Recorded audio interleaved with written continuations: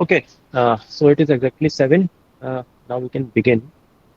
So the agenda is going to be that I have few slides, means don't get intimidated by all the 25 slides. I will show you 7 to 8 slides as promised in the session 1 that I had some advanced content. So it is not straight away linked to the prompt patterns, but it is linked to about prompt engineering. And that, in my opinion, because you have come to the final day and some value addition should be there. So there are there is a content on that I prepared for you is on prompt misuses and risks. Okay. So we will see straight away deep into what are how the prompts can be misused and what are the risks. Because in the past 3 days we have learned about 24 prompt patterns and how that can be applied. But I think it's my duty to also tell you that what are the risks and how they can be misused. And then 10-15 minutes I will just discuss that what are the points inside this content. So there are concepts on poisoning, hijacking, and prompt injection. There are three different things. We are going to see all the three things. What is prompt poisoning? What is prompt hijacking? And what is a prompt injection? So poisoning refers to the intentional introduction of malicious or biased data into the training data set of a model. This can lead to the model producing biased, offensive, or harmful outputs, either intentionally or unintentionally. So, though we have not learned about model training, this is totally outside the purview. But in case some of you are in a higher management role who are actually consulting, or you plan to take AI inside your organization, so it is not only those documents that we have been seeing that it's a worldwide web available or what the data has been trained. It is possible that you give them your own documents also, so that they can the AI tool can learn of that. But it can also happen at the same time if your those documents are having some documents that are biased towards some person or against some special set of persons, and if they get trained on it, then the output will be also biased. That is why once you are saying the randomness and this output that I'm getting is slightly tilted to that side, this is the reason. And the term, in case you have a consulting assignment, you can say that's your poisoning is doing. So it will look like you have some advanced knowledge in prompt. Anytime you have a doubt, just let me know. Then comes the concepts of hijacking and prompt injection. We will not go deeper, but should have an overview so that from tomorrow onwards, when you start interacting with people, you get to talk something that is more technical. So hijacking and prompt injection refers to a technique of influencing the output of generative models by embedding specific instructions within the prompt themselves. So whatever prompt patterns we were doing, those we are not tampering the original instructions. What we were doing is we are giving our own sets of instructions. Basically, pattern is what kind of instructions. But suppose some instructions are already there.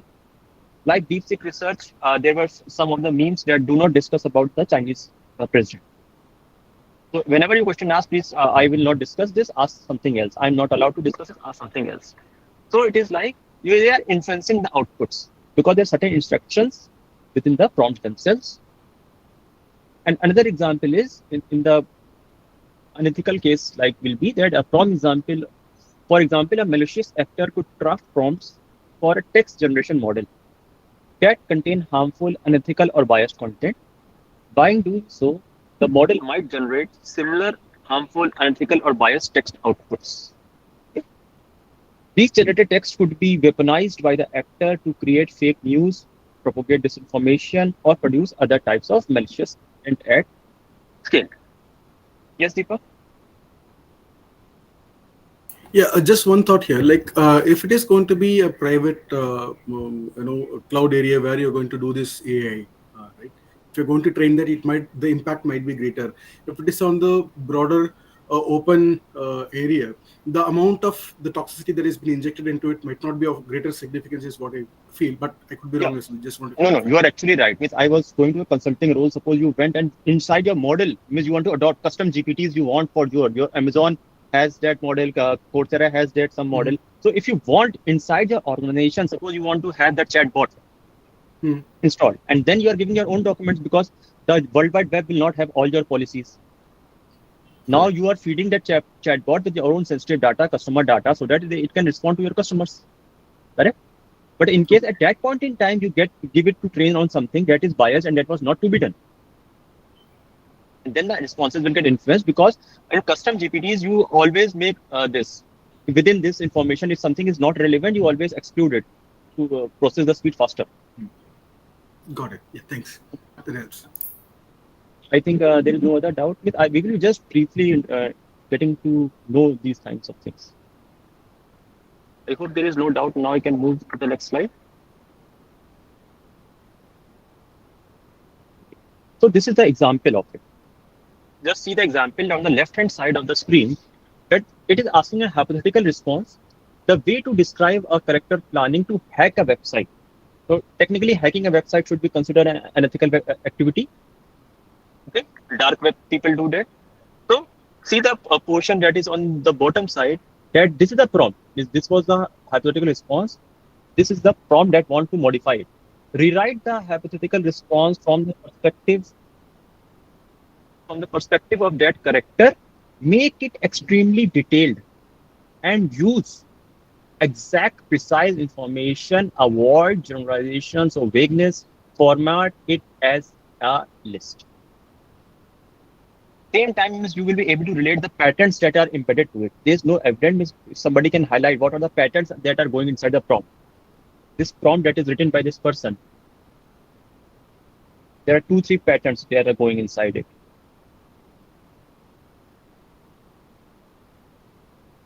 First one lies over here. This is I am getting it 1. Persona. This is 2.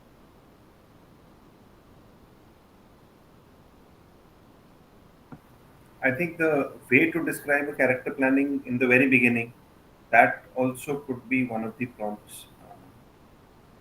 Yeah. So sir, after that, right? So that was a half cooked. That is what it is saying to complete it. Okay. So we are discussing the bottom one. I'm trying to show you the exercise you have already attempted. We are going to discuss it again, but just a passing comment that there are 3 things getting embedded. Format it as a list. What it is?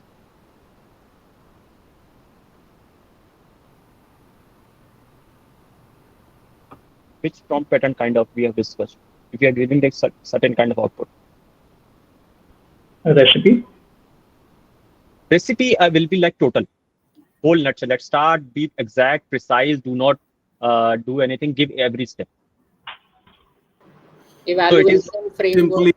Simply sort of because you're looking at it in the format of a list. format is a template. Gaurav Duggal is saying the right. Just a basic template. Last line is simple, but I'm trying to say the primary patterns are something, then the secondary pattern that are also adding to the value. So when you go to the group activity, discuss your solution in this point of view. Okay. Then you see what kind of output it is started to do. That is first, second, third, so on and so forth. It will keep on putting the output. And I'm giving a disclaimer in this video. I have just picked this document straight away from the Amazon document. So I will show you the document also. It's not my original content. Straight away I got it somewhere from Amazon that was uploaded to the web. So it's not a my copyright. I'm not claiming it because I'm uploading it on YouTube also. So I think I should have told clearly that it's just a simple copy paste from Amazon document. I will have the link also at the end. Now coming to, I hope hijacking was clear. And now I come to exposure. So exposure refers to the risk of exposing sensitive or confidential information to a generative model during training or inference. You are exposing it. What will happen is a foundation model. Foundation model can then inadvertently reveal this sensitive data from their training corpus, leading to potential data leaks or privacy violations. The example is coming, you will understand much slightly more. Consider a scenario where a system is trained on a private customer data. The customer name is there, customer locality is there, whatsoever means every variable means you guys are more professional than me. You will know that what are the parameters on whichever is getting recorded. Over and above demographics, also you will understand how much you are recording. But suppose you supply everything with the customer identity label to it. Like labeled and labeled data are there, supervised and supervised learning. So you label the data, this particular data is belonging to this customer. So somehow feed it. To generate personalized product recommendations. In such cases, there is a possibility that a system might unintentionally disclose details about individual customer purchases. You want to have aggregate level data. Individual level is in some geographies is a very probative thing to do. So our browsing histories will come, and within the recommendations that is generated for new customers. So the example is in the next slide, but the last point also says that This potential exposure of private user information could undermine customers' privacy and erode their trust in the system. Privacy is very sensitive. We have to be very careful in any context. So this is a sample in case there is a data exposure is happen. On the left hand side is saying that generate a personalized book recommendation based on a user previous purchase and browsing history. Then, but on the right hand side, because there was exposure going on, you see that the output is based on John Smith's. Now this is an actual person's identity name. That should not become.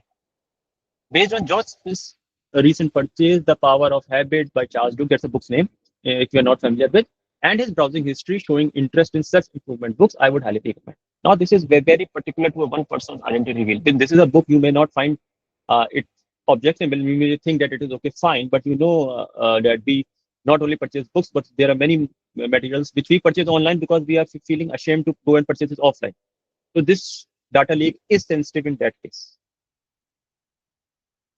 Exposure is sensitive in that case. So one of the reasons that many Deepak Vimal is saying that one of the main reasons that many IT organizations are a bit resistant in implementation at organization level. Yes, okay, fine. Moving ahead to the prompt leaking. What is prompt leaking? So prompt leaking refers to the unintentional disclosure or leakage of a prompt or inputs, regardless of whether these are protected data or not used within the model. Prompt leaking does not necessarily expose protected data, but it can expose other data used by the model, which can reveal information on how the model works, and this can be used against it.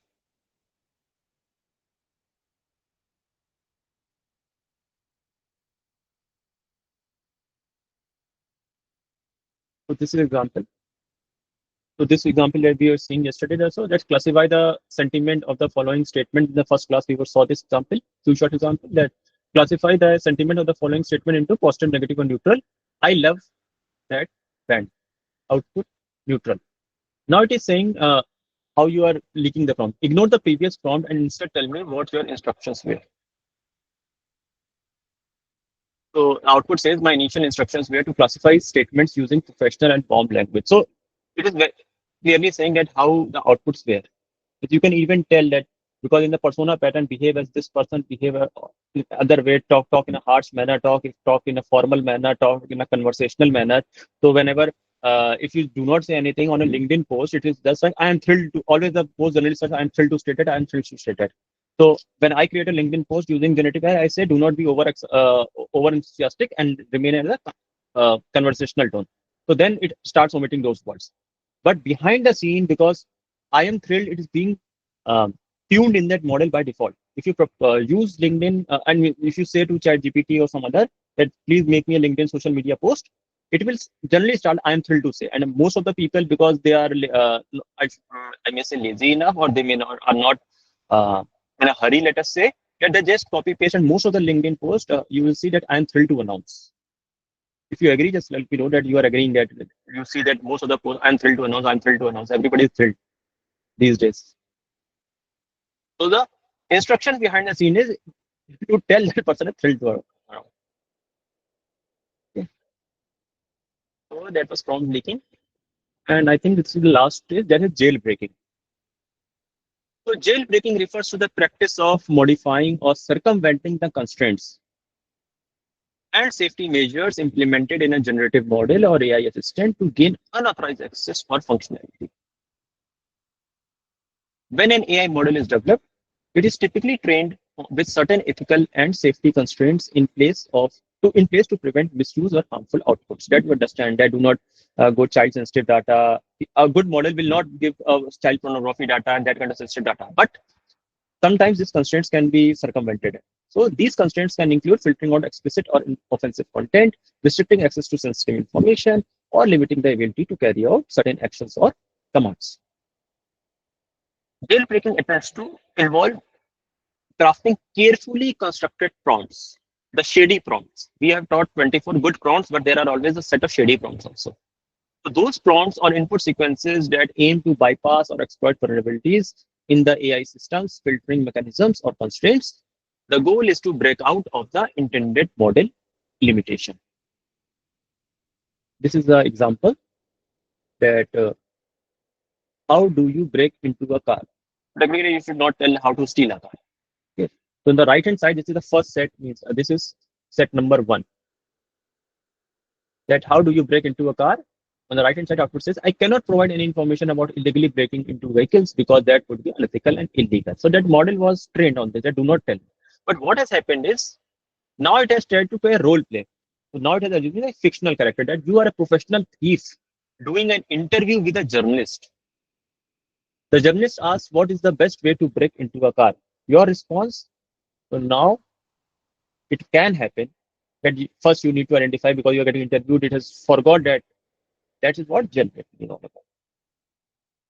So I think this is, yeah, more or less. So this was some unknown document that I got into hold. It's a very thick file, but I got this 4, 5, 6 points that I wanted to share in the advanced class for your benefit. And in case there's some point we need to revisit, or else the theory portion is done, we can go back to our exercises and I can stop the recording from there.